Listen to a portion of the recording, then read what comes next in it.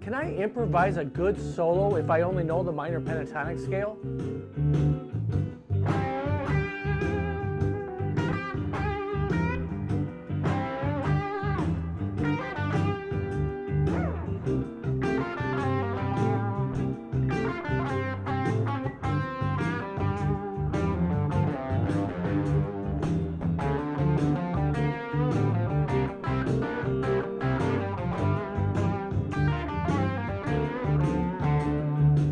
This is a solo improvisation lesson. I'm really going to focus on the G minor pentatonic scale in the first position for these examples.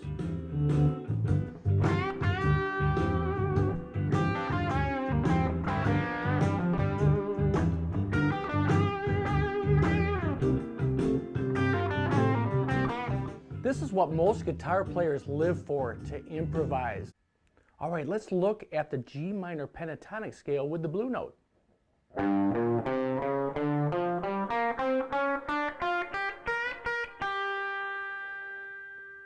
Most of you know that already. These extensions are really important. So from the first position, we're just going to back down with our third finger on this root note. Then climbing up.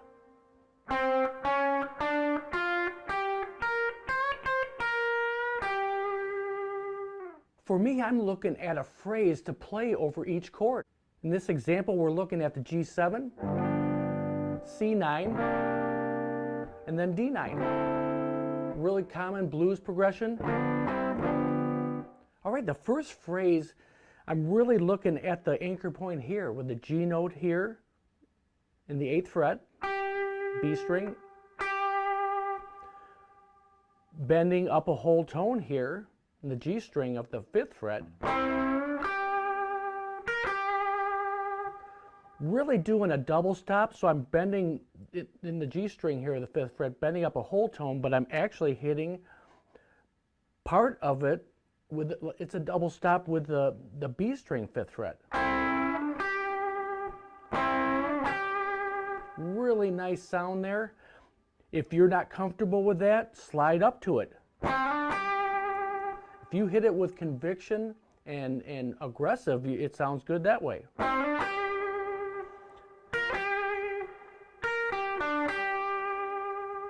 So really looking at this anchor point here, G, and on this phrase, this is it, man. When I'm hitting this note, aggressive with some authority.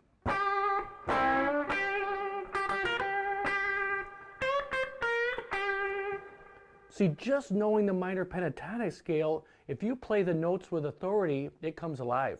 All right, coming down for the C chord, I really came back down to the position 1 here, just an anchor point here in the 3rd fret of the E string. I use this phrase a lot, just walking down the minor pentatonic scale and then pulling down with that blue note.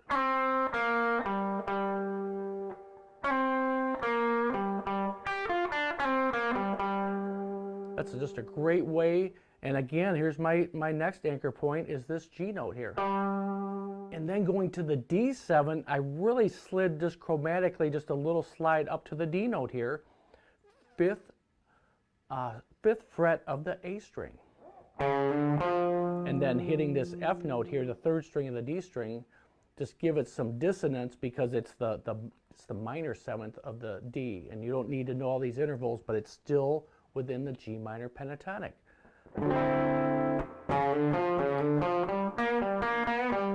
And then it goes back to G. But all this, I'm looking at the minor pentatonic the whole time.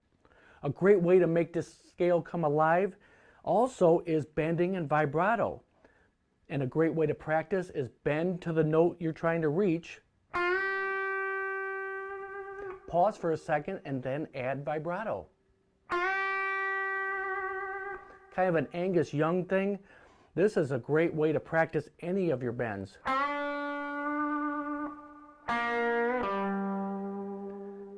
And just pause for a second before you add the vibrato, because if you do it right away, especially when you're new at doing this, it gets real messy.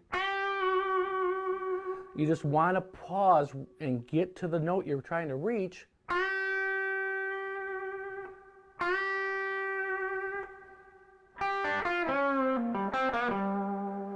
It makes the scale really come alive.